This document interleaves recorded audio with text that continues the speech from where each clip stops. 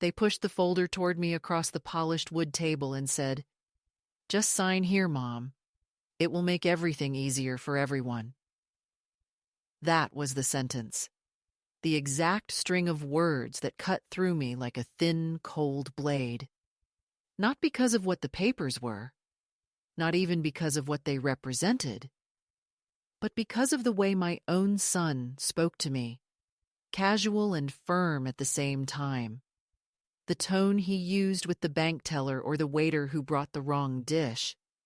A tone that signaled both authority and impatience.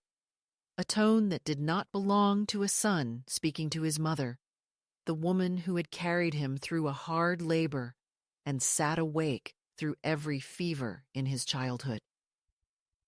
They thought I wouldn't notice the thickness of the folder, the careful placement of a pen on top of it, or the way my daughter-in-law's smile held too tightly to her face like it was painted on for a role she didn't even believe in.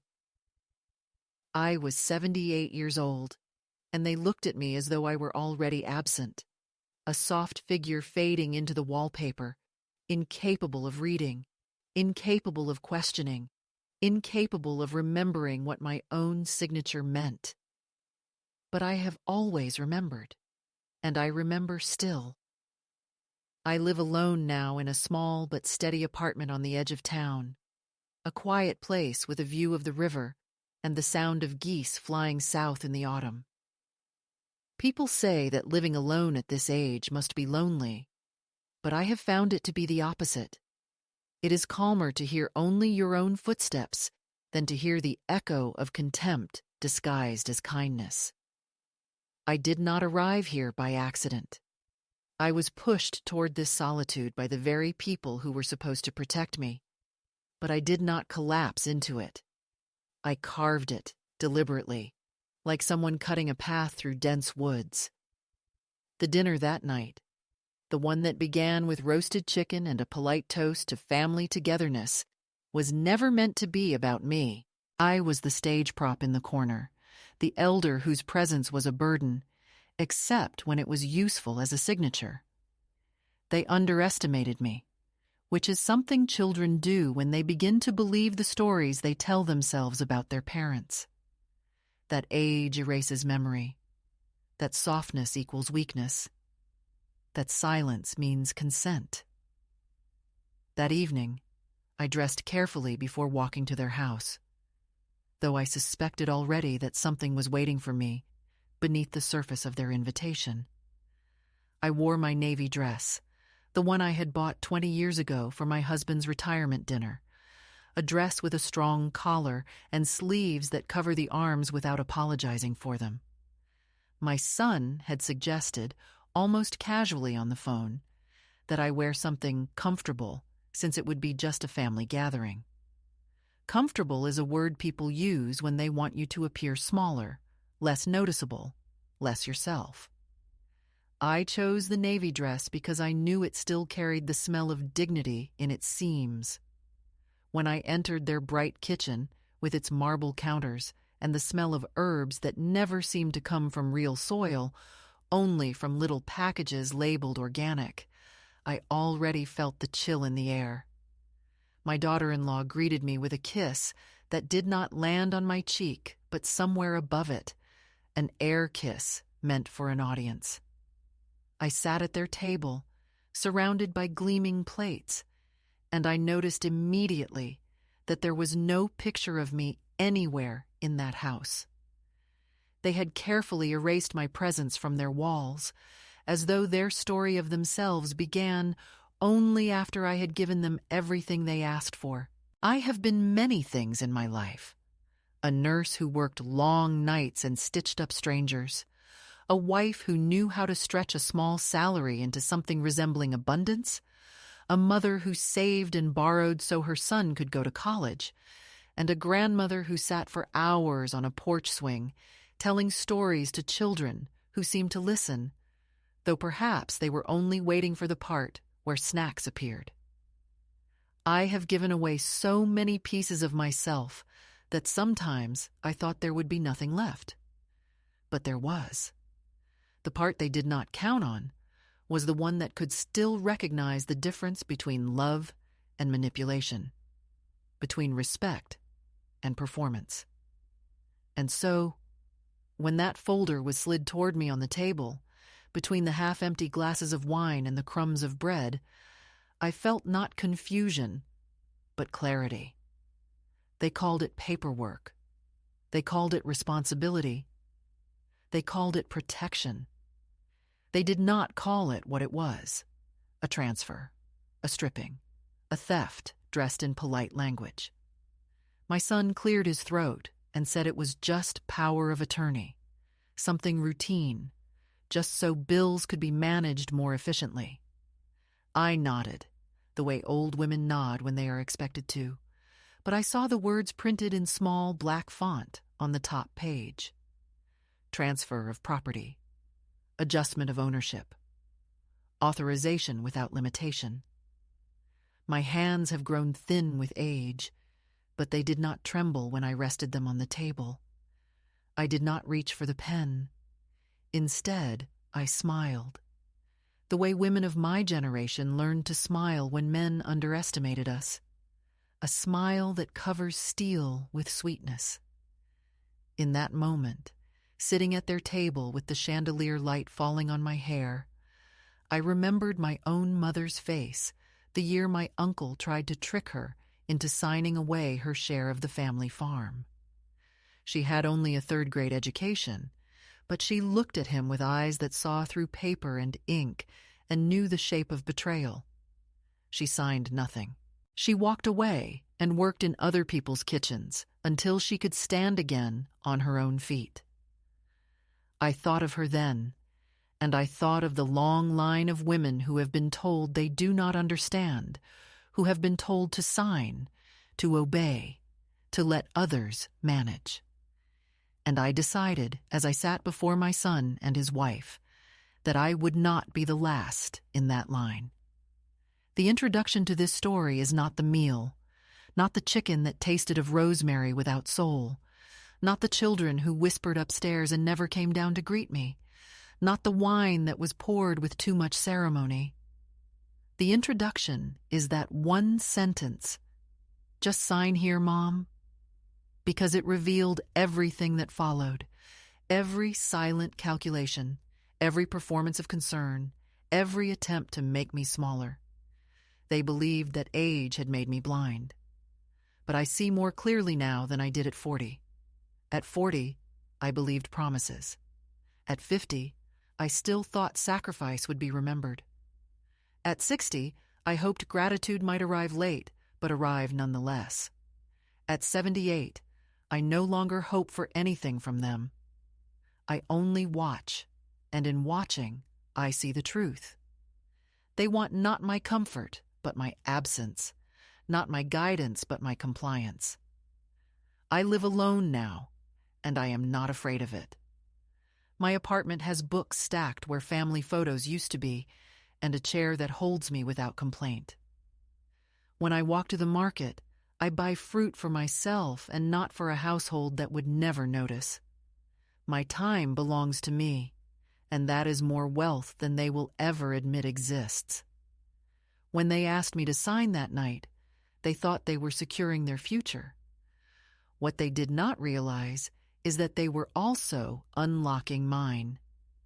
Because the moment they showed me how little they saw me, I remembered how much I see myself. So let me begin here, with the betrayal disguised as a polite request, with the folder on the table and the pen poised like a trap. Let me begin with the words that told me exactly what my role was in their story: a burden, an inconvenience, a signature. And let me tell you how I decided, quietly and without apology, to write my own story instead. The moment came, not when they slid the folder across the table, but when I realized they had rehearsed this scene together long before I arrived, because nothing in their gestures was accidental. Not the way my son cleared his throat as if giving a presentation at work. Not the way my daughter-in-law folded her hands in front of her as though she were offering prayer rather than pressure.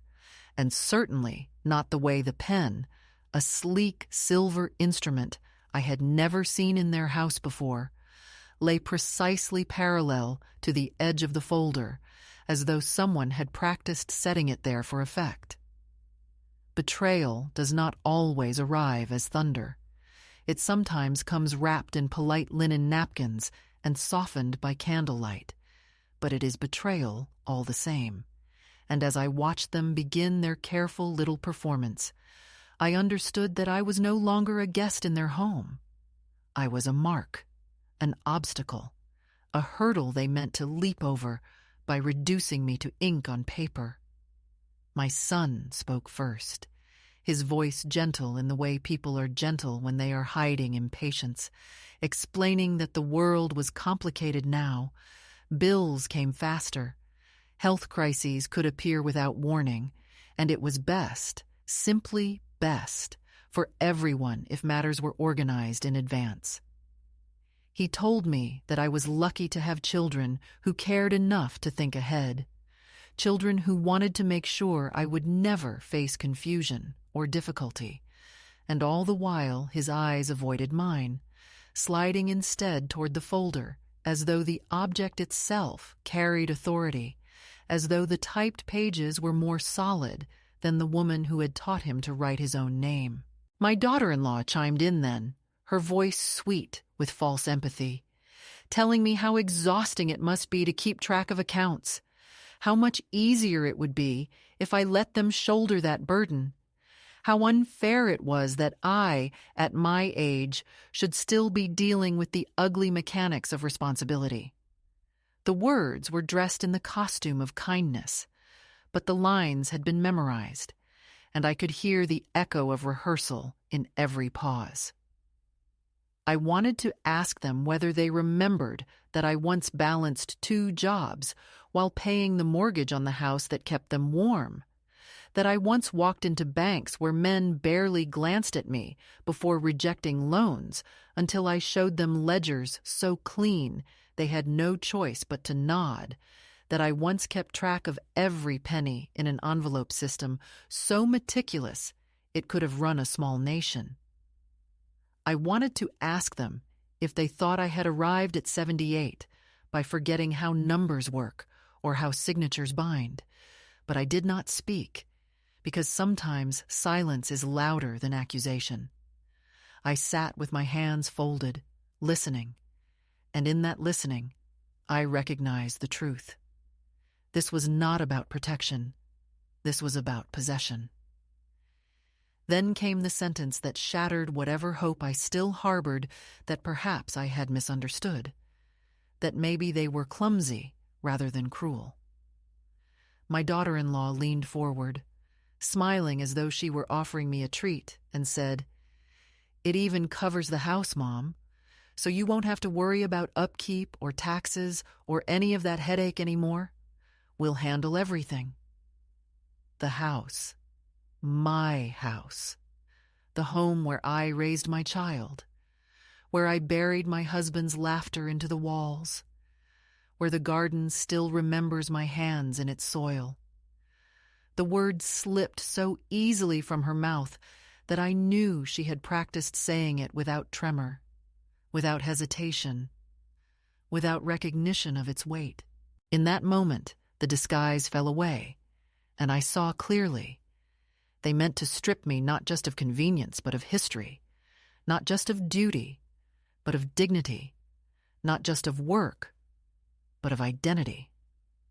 I looked at my son then, not the man in front of me with his tailored shirt and his measured tone, but the boy he had once been, the boy who clutched my skirt on the first day of school because he was afraid the teacher would forget his name, the boy who once slipped his hand into mine and whispered that as long as I was there, he could face anything. I looked at that memory, and then at the man, and I saw the gap between them as a canyon I could never cross again. He did not flinch under my gaze. He only shifted slightly, the way men shift when they are waiting for agreement, and then he said the words that sealed it. "You'll still live there, Mom. Nothing changes. It's just paperwork. Just paperwork. As if paper did not hold power enough to move mountains, to erase names, to tilt history. As if women before me had not lost everything because of a misplaced signature or a coerced consent. As if he had forgotten that I taught him to respect contracts, to read before agreeing, to question before trusting.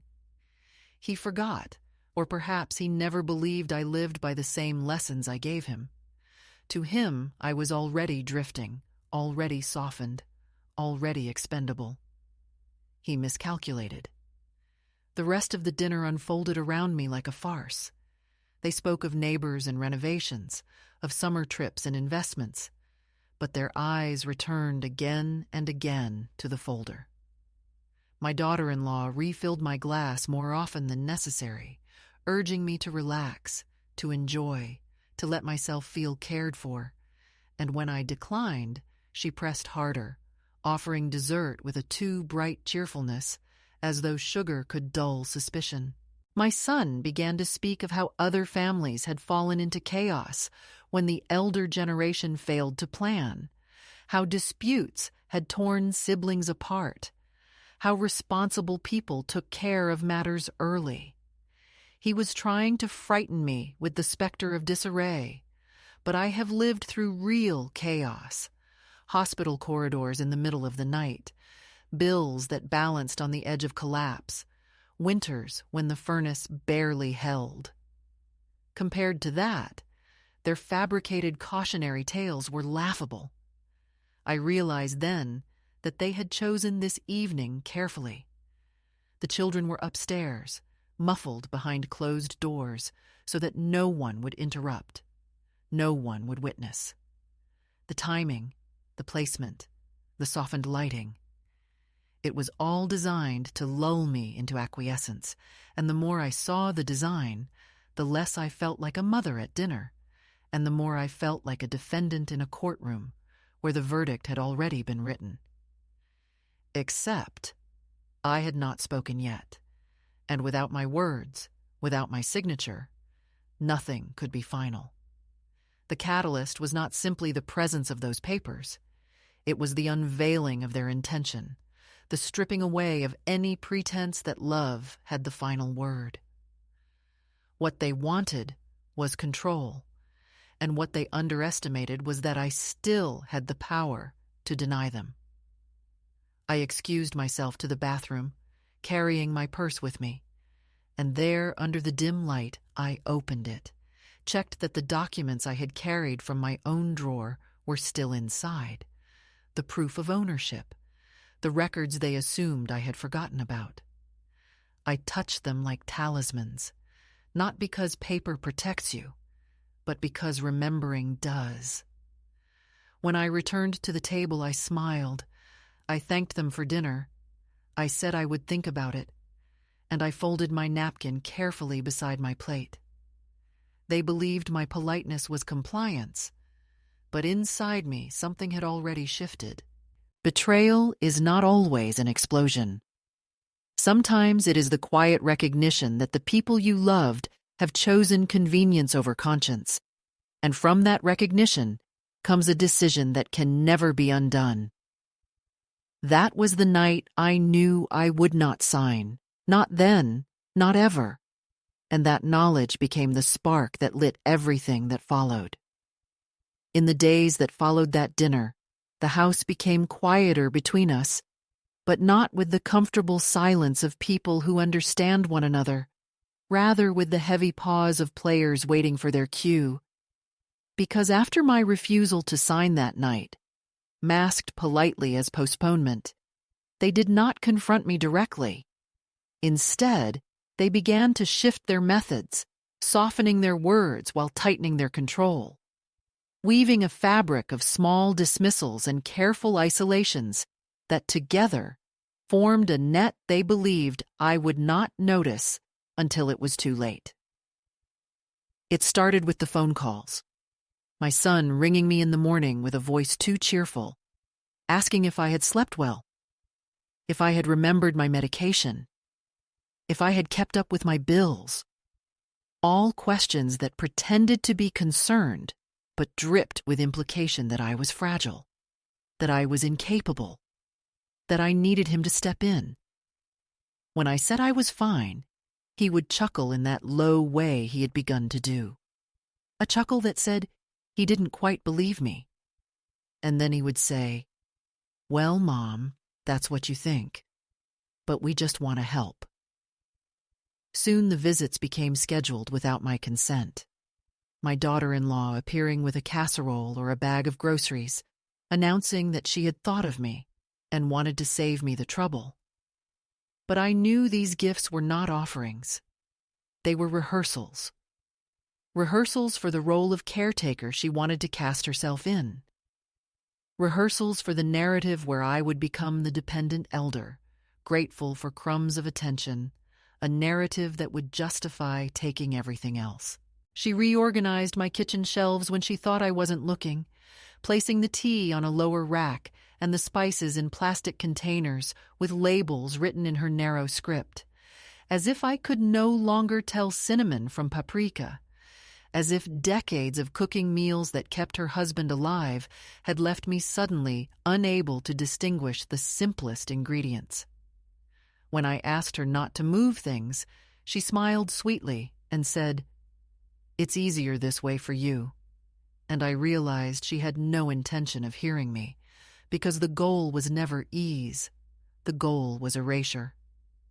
My son, meanwhile, began to suggest that my neighborhood was not safe anymore, that crime had risen, that I might be more comfortable if I considered selling the house and moving closer to them, or better yet, into a facility where people could watch over me. The suggestion was always wrapped in that word, comfortable, the word that had begun to taste like poison, because comfort was their disguise, the mask they wore while mapping out the removal of my independence. They did not shout. They did not threaten. But their quiet persistence wore on me like water dripping steadily on stone. And though I stood firm outwardly, inside, I felt the erosion begin, the tiny cracks of doubt forming, because even the strongest women, after enough repetition, begin to wonder if perhaps they have indeed lost a step, if perhaps the world has grown too complex, if perhaps their children know best. One afternoon, I returned from the library to find my son already in my living room, his jacket draped over the chair, a pile of my letters spread out on the coffee table. He explained casually that he had stopped by to check on the smoke detector and had decided to tidy up while waiting for me.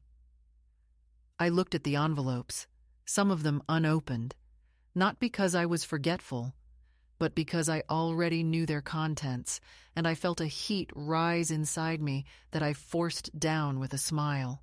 He handed me one of the letters, a bill for electricity, and said, "See? This is why you need us to handle things, Mom. One day you'll forget to pay and they'll cut you off." I wanted to remind him that when he was in college, it was me who kept the lights on, by eating less, by mending the same coat year after year, by taking night shifts that left me dizzy in the morning. I wanted to remind him that I had never once missed a bill in my life. But I said nothing, because anger would only serve as evidence for them, proof that I was emotional, irrational, unfit to make decisions. I learned to contain my fury, to let it simmer under the calm surface, to watch and record in my mind every slight and every maneuver. Even the grandchildren, who once ran to me with stories and laughter, began to look at me differently, their eyes glancing toward their mother before answering my questions. Their words filtered as though they were already being trained to see me as a relic rather than a person. One evening at dinner, the eldest, without malice, simply repeating something overheard, said, "Daddy says soon we'll have another house too. Won't that be nice?" And the room went still for a second before my daughter-in-law filled it with forced laughter. They thought perhaps I had not heard, but I had, and the words echoed long after, because in them the truth was laid bare. This was not about my well-being. It was about acquisition, about real estate, about profit. My home, the place where my life was written into walls and floors, had already been spoken of as theirs. The first escalation of their scheme was not a single dramatic confrontation, but the slow accumulation of these small erosions, each one designed to weaken me, to corner me into believing that their vision was inevitable. And I admit, there were nights when I sat alone at my kitchen table, staring at the pile of letters, at the medicines lined up in their bottles, at the long stretch of years behind me, and I felt the weight of solitude pressing hard, whispering that perhaps I should give in. Perhaps I should let them take the burden. Perhaps it would be easier to surrender. But then I would remember the smell of my mother's apron after she came home from other people's kitchens, the lines in her face carved from work and defiance, the way she once told me that as long as you could still write your name with a steady hand, you had no right to let anyone else own your life. Those memories anchored me, pulled me back from the edge of doubt. So I began to prepare quietly, not by arguing with them, because that would only escalate their tactics, but by gathering what was mine and placing it where they could not reach it. I kept my documents close, carrying originals in my bag whenever I left the house, tucking copies into safe corners, whispering to myself that if they wanted a war of paper, I could fight with paper too. I started writing down what they said, keeping a record not because I planned to use it yet, but because memory can be contested, while ink on a page cannot. And though I did not speak these plans aloud, though outwardly I smiled and nodded, letting them believe I was drifting toward agreement, inwardly I was sharpening myself for the moment when silence would no longer be enough.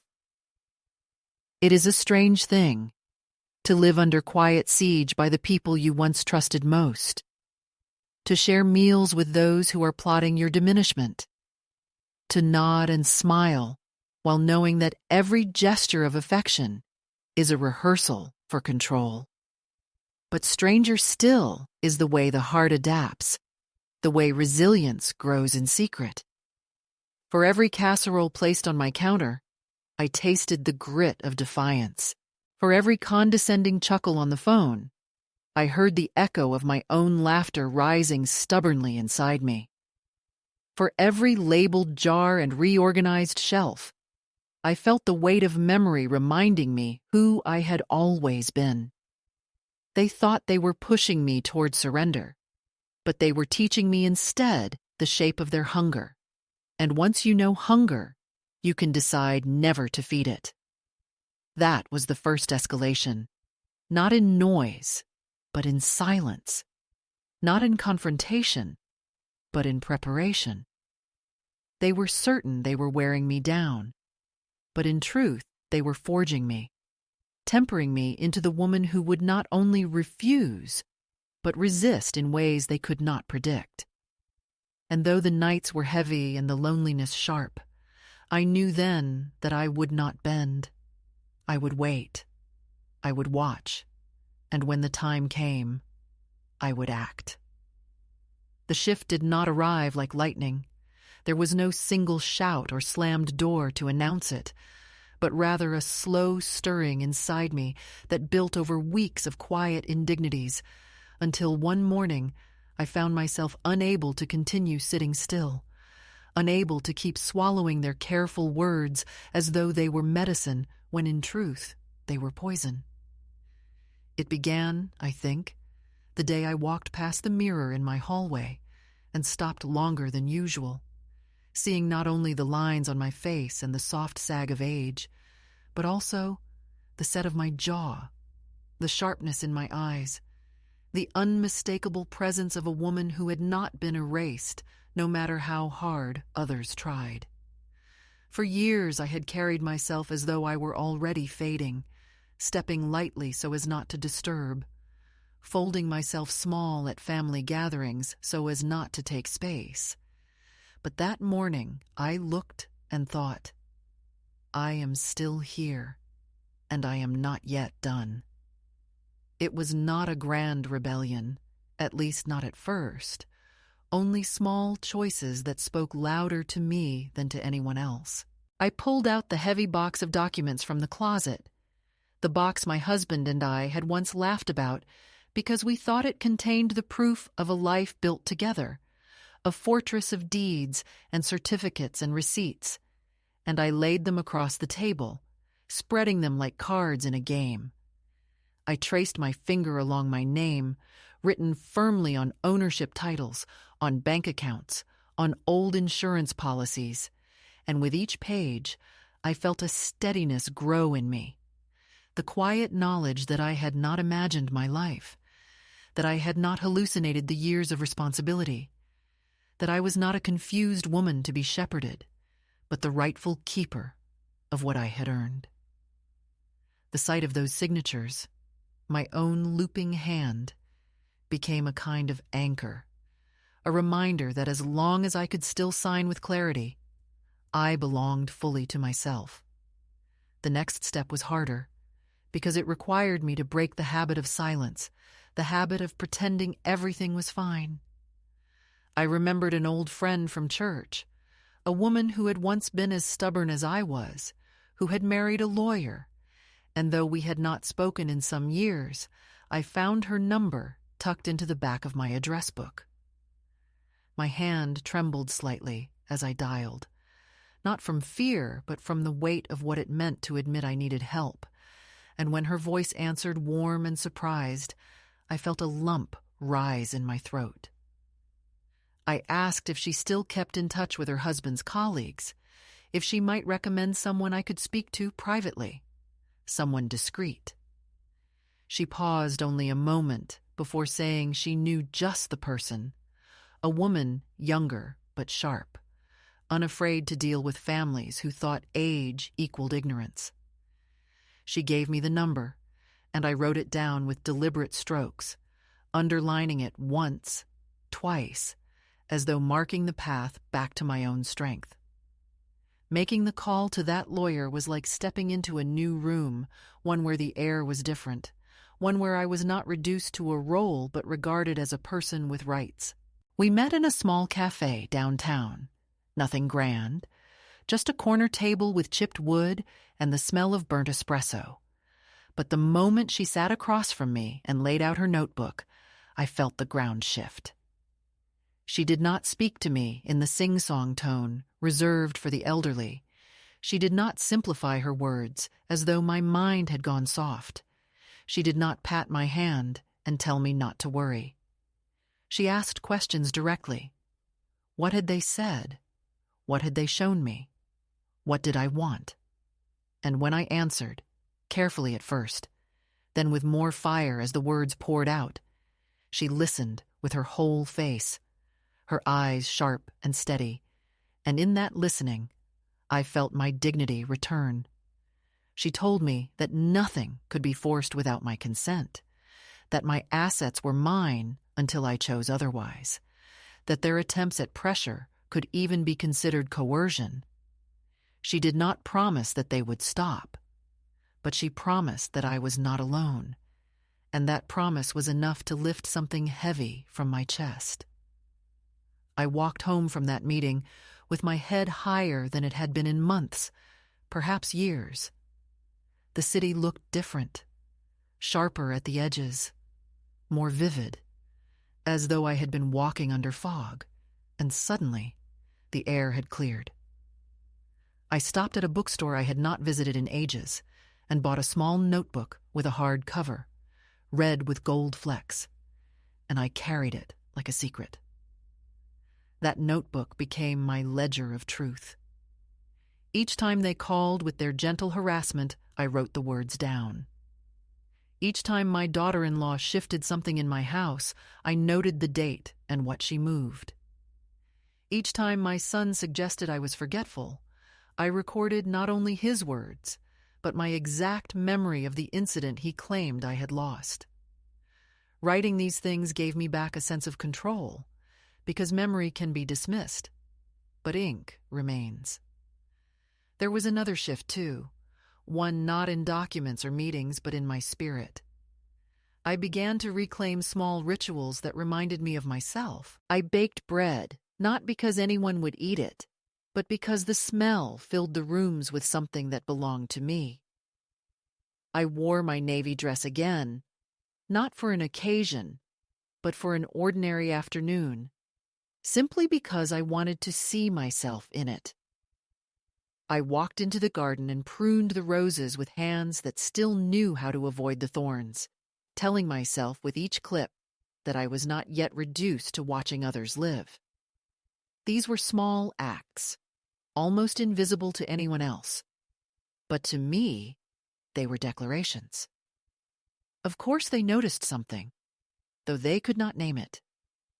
My son grew more insistent, calling twice in one day, trying to pin me down for another dinner, saying the notary could come, that it would only take a moment, that I was making things harder than necessary. I smiled into the phone and said I was thinking, letting him believe I was drifting toward agreement. My daughter-in-law dropped by with a binder labeled "Important Documents" that she had prepared for me, filled with pre-written forms and instructions, her handwriting neat and smug on the tabs. I thanked her, placed it on a shelf, and then wrote in my red notebook, "Binder received, not mine, not binding." I did not confront them, because confrontation would have given them a battle they could twist into evidence of my instability. Instead, I let them think the net was tightening while I quietly cut the strings. The midpoint of my story was not a single dramatic outburst, but the day I realized I did not have to wait for rescue, that I had already rescued myself simply by refusing to surrender. The moment I called that lawyer, the moment I bought the notebook, the moment I looked in the mirror and saw not an old woman, but a survivor with fight still in her, those were the turning points. From then on, every interaction with them became less about defense and more about strategy. I was no longer the woman waiting for their next move. I was the woman planning mine. And it was in that quiet planning, in those silent preparations, that I began to feel something I had not felt in years. Agency, dignity, the subtle thrill of knowing that my story had not ended with their betrayal, but was only beginning to unfold into something they could not control. That knowledge became my shield, and though I knew the battles ahead would not be easy, I also knew they would not be one-sided.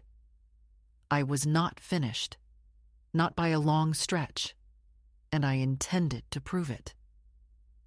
It was inevitable that they would sense the ground shifting beneath them, because manipulators are often more alert to the smallest change in resistance than to the depth of their own cruelty. And in the weeks that followed my polite refusals, they began to move with a sharper urgency, a tightening of tone that told me they feared time was no longer on their side. My son called less with cheer and more with irritation disguised as concern. His voice clipped as he repeated that the paperwork was waiting, that these matters should not be delayed, that I was making things harder than they needed to be. And when I let silence meet his sentences, he would exhale heavily into the receiver, as though my refusal to obey were childish, as though I had become the obstinate one, and not he who was pressing his own mother into surrender. My daughter-in-law perfected the art of sweet reproach, her visits still cloaked in offerings of groceries or pastries, but with her words sharpened to barbs that she delivered gently, saying things like, "We just worry. It's not safe for you to manage all this alone. What if something happened and the bills piled up? What if you made a mistake and lost money? and each phrase was a pebble thrown against the glass of my dignity, not enough to shatter it at once, but steady, deliberate, meant to crack it piece by piece. The escalation became visible not only in their words, but in their choreography. They began to appear together more often, united fronts at dinners where their eyes flicked toward one another in silent confirmation of tactics, tag-teaming their persuasion with the subtle rhythm of seasoned performers. At one gathering, over a meal too meticulously arranged to taste like food, my son leaned forward and began to speak about neighbors who had lost everything because the elders refused to plan, how families had been torn apart by squabbles over estates, while his wife nodded solemnly as if these were cautionary tales and not rehearsed parables, meant for me. When I said nothing, when I simply sipped my tea and let their words pass over me like smoke, I saw frustration twitch at the corner of his mouth. Silence, which they had once mistaken for weakness, had become the very thing that unnerved them. But silence was not enough, because pressure, when it senses stillness, only pushes harder. Soon the calls were not only from them, but from a number I did not recognize, a man who introduced himself as a family advisor, speaking in polished tones about the wisdom of preparation, about the risks of aging without legal clarity, about the strain it could put on my loved ones. I let him speak, my responses polite but measured, and when I hung up, I wrote his name in my red notebook with a steady hand. That evening, I called the lawyer I had met at the cafe and told her what had happened, and she said calmly that I had every right to ignore him, that no one had the authority to push me into anything without my explicit, willing consent. And though I knew this already, hearing her say it filled me with a steadiness that warmed me for days. Still, the performance grew larger. My daughter-in-law arrived one afternoon with an envelope and a face painted in concern, saying she had been in touch with people who could help me transition smoothly should I ever decide to move, and she placed the envelope on my table like an offering. Inside were glossy brochures of retirement communities, smiling, silver-haired couples playing golf, women with perfectly coiffed hair serving lemonade in spotless kitchens, the kind of images meant to sell, not comfort, but compliance. She spoke as though it were inevitable, as though the decision had already been made by the universe and not by me, and she used that dreadful word again. "You'll be so comfortable, Mom." I placed the brochures back into the envelope and closed it, sliding it gently aside, and I said, "Thank you, dear, but I already live in the only house where I have ever felt at home." She did not answer, but her lips pressed thin, the smile breaking under its own strain, and for the first time I saw something raw flicker in her eyes, impatience, anger, even hatred. The escalation reached its peak the evening I walked into their home for what they called a family dinner, only to find a man in a suit already seated at the table, his briefcase resting neatly beside him, his posture formal and expectant. My son introduced him as a notary, a professional who had come to make things easier, and the way he said it made my skin prickle with recognition. This was no family dinner. It was an ambush disguised with roasted vegetables and wine glasses. They had calculated that if they cornered me in the presence of authority, I would fold. That the presence of a stranger with stamps and seals would intimidate me into obedience.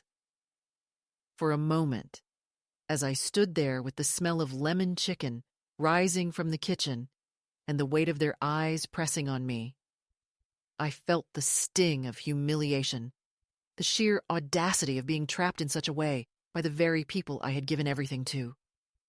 But then I breathed, slowly, deeply, and remembered that I was not alone, that I had my own lawyer, my own counsel, that I had prepared for this moment. I excused myself politely, saying I needed a moment, and stepped outside into the cool night air. My heart was steady, my mind clear. I dialed her number, and when she answered, I said simply, "They have a notary at the table." There was a pause, and then her voice, calm and certain, saying, "Then I will come to dinner." I returned inside, sat down at the table, and let them believe I was hesitating. Let them speak their lines once more. Let them pour wine and fill the air with words like legacy and responsibility and family. And just as the notary placed his folder on the table, just as my son slid a pen toward me with that rehearsed gentleness, there was a knock at the door. My lawyer entered with her briefcase, her face professional, her presence electric in its quiet authority. My son's expression faltered. My daughter-in-law's hand tightened on her glass, and for the first time, the balance of power in that room shifted palpably.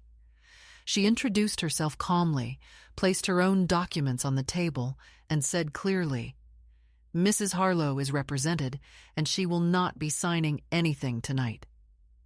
The notary froze, uncertain, caught in a situation that was no longer neutral. My son sputtered, saying this was unnecessary, that I was confused, that I had asked for this. But my lawyer raised a hand and spoke with precision, listing the rights I retained, the definition of coercion, the illegality of pressure disguised as care. Her words were not loud, but they cut cleanly, and in the silence that followed, I sipped my water and said nothing. There was nothing more to say. The performance had ended, the curtain pulled back, the actors exposed. After that night, the pressure did not vanish, but it changed shape, becoming more desperate, more erratic. They called less often, but when they did, their voices carried a sharper edge, accusation hidden beneath concern. They left messages about how I was hurting the family, how I was creating division, how my refusal was selfish.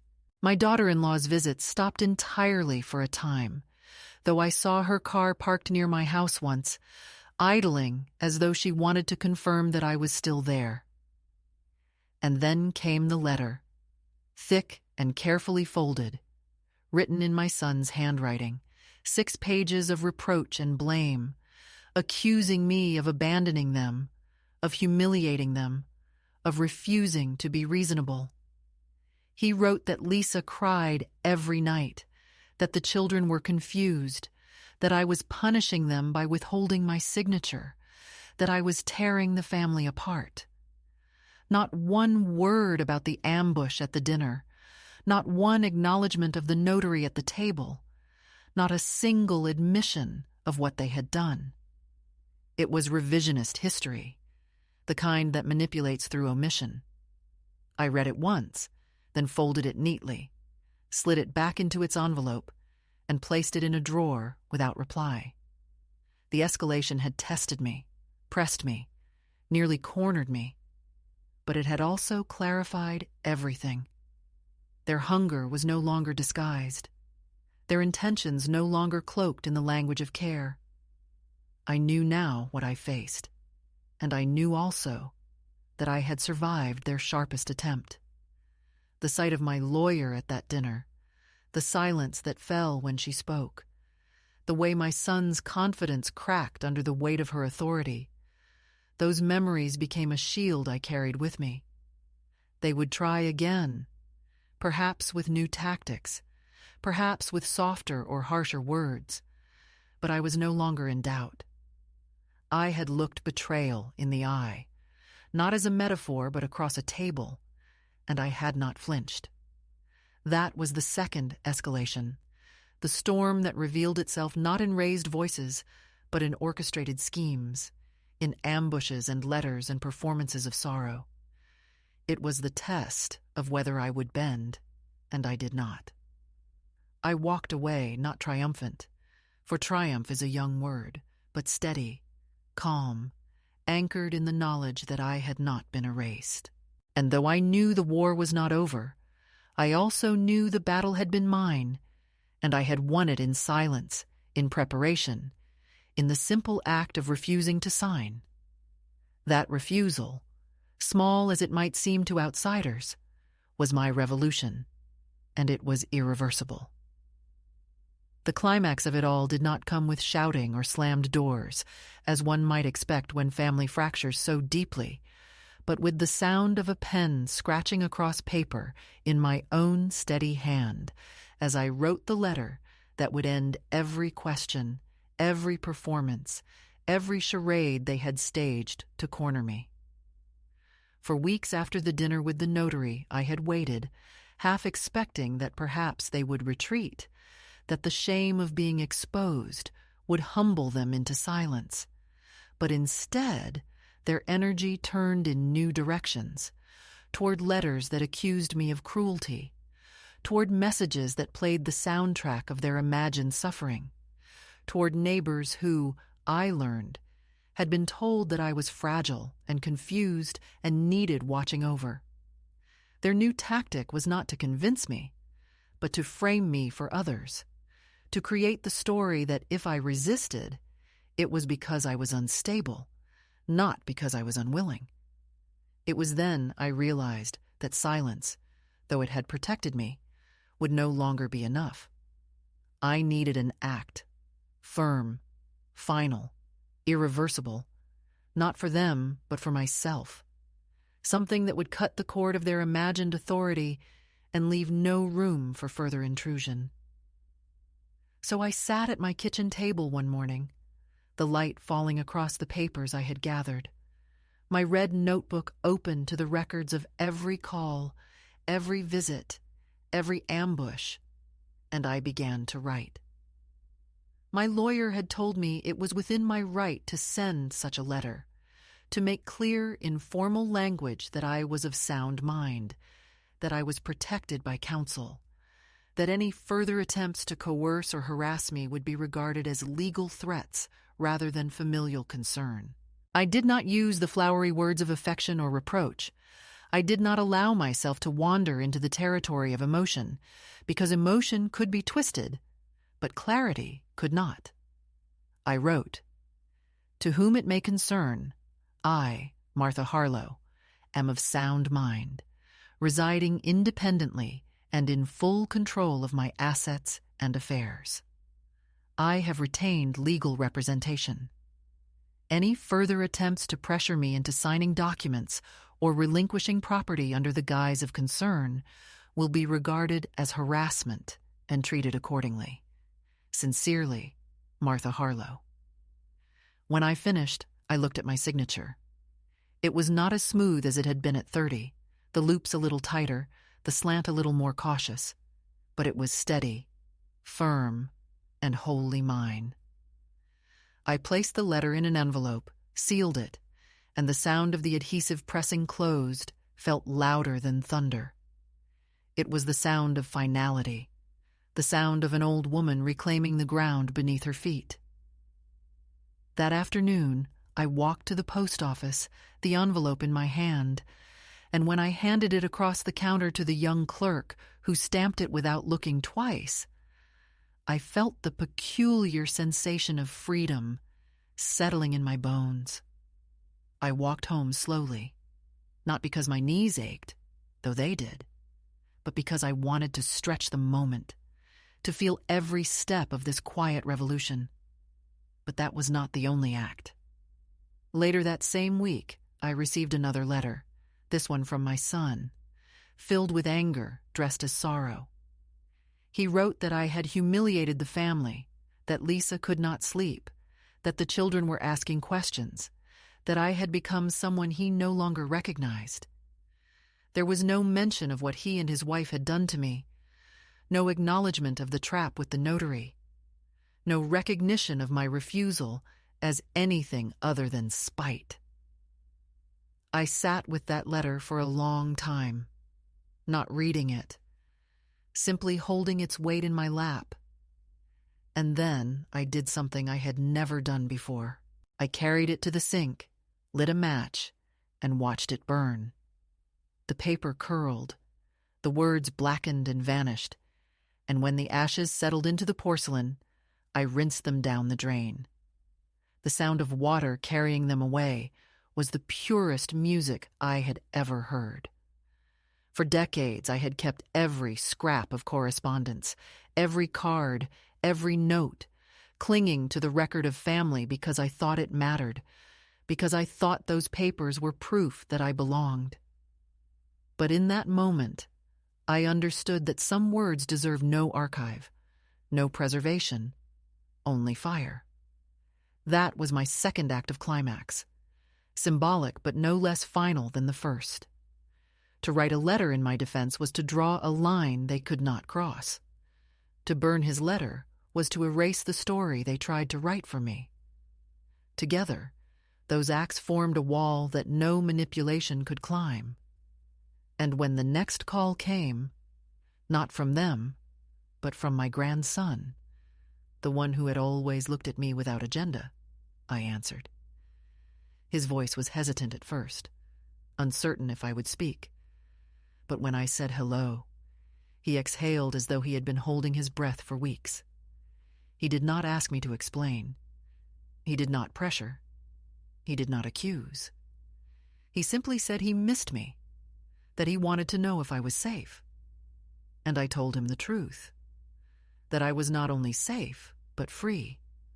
Freer than I had been in years.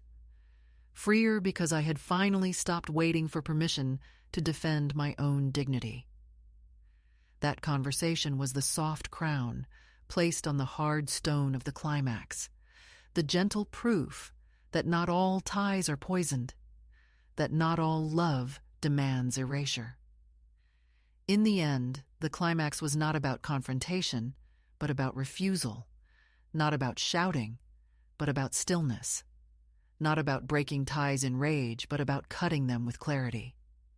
My son and his wife had wanted to define me as a burden, a liability, a signature waiting to be harvested.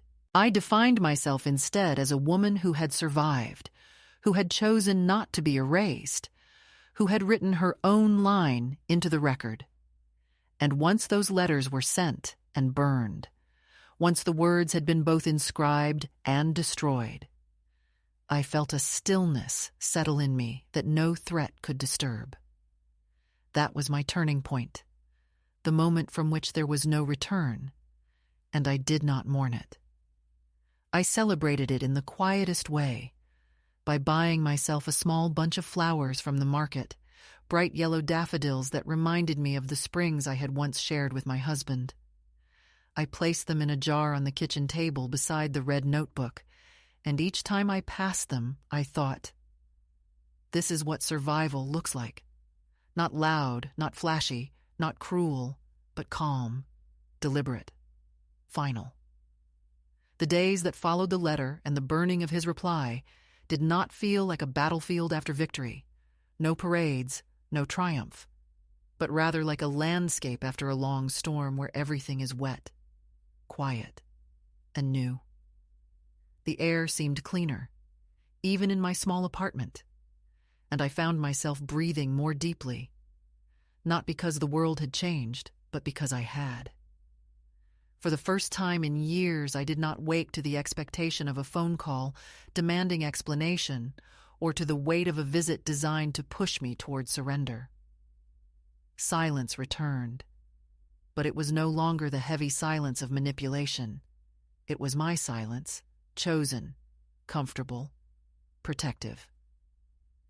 In that stillness, I discovered the dignity of ordinary days, the power of making tea just for myself, the pleasure of reading a book without interruption, the joy of walking to the market with no thought of who might be waiting to corner me at home.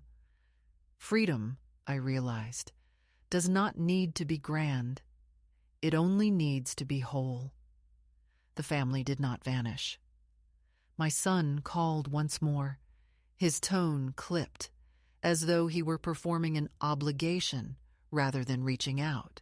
He asked about my health, then paused long enough for me to know he was waiting for me to offer an apology, to open the door back to the script where I was the contrite elder and he the patient guardian. I did not give it to him. I answered briefly, politely, and when the silence stretched, he ended the call with words that held no warmth.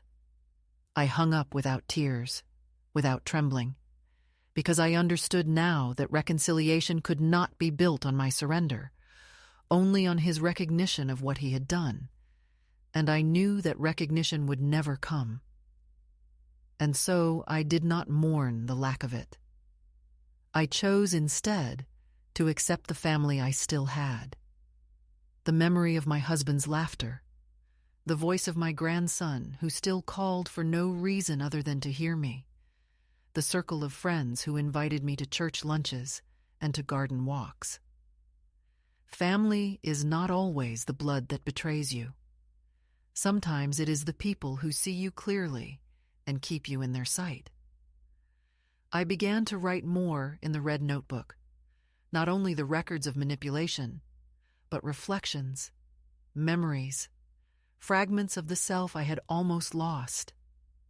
I wrote about the first time I held my son in my arms, the joy so wide I thought it might split me apart, and I wrote about the pain of realizing he had grown into a man who saw me not as a mother, but as an obstacle. I wrote about my own mother, who had resisted her brother's pressure to sign away her share of land, and how she had worked her entire life with dignity intact. I wrote about the smell of roses in my garden, about the feel of flour between my fingers, about the silence of the river in winter. The notebook became not only my defense but my testament, a record not of what was taken from me, but of what I had refused to let go. In the quiet of those days, I realized something else. I was not alone in this kind of story. I had heard whispers at church and in waiting rooms, women my age speaking softly about children who wanted to manage their accounts, about signatures pressed upon them, about the constant refrain of "for your own good." Some had surrendered. Some had fought. Many had stayed silent. And I thought, if ever my words could reach them, I would tell them this: that silence is not always weakness, that refusal is not cruelty, that protecting what you have built is not selfishness. We have lived long lives. We have carried others through storms, and no one has the right to declare us finished while breath and thought remain. The resolution of my story, if it can be called that, is not a dramatic reunion or a final severing, but a kind of stillness, a recognition that I cannot change who they became, but I can decide who I remain. I am not erased. I am not diminished. I am not a signature on a page. I am the sum of every night shift worked, every bill paid, every garden tended, every child raised. I am the woman who wrote her own letter and burned the one meant to redefine her.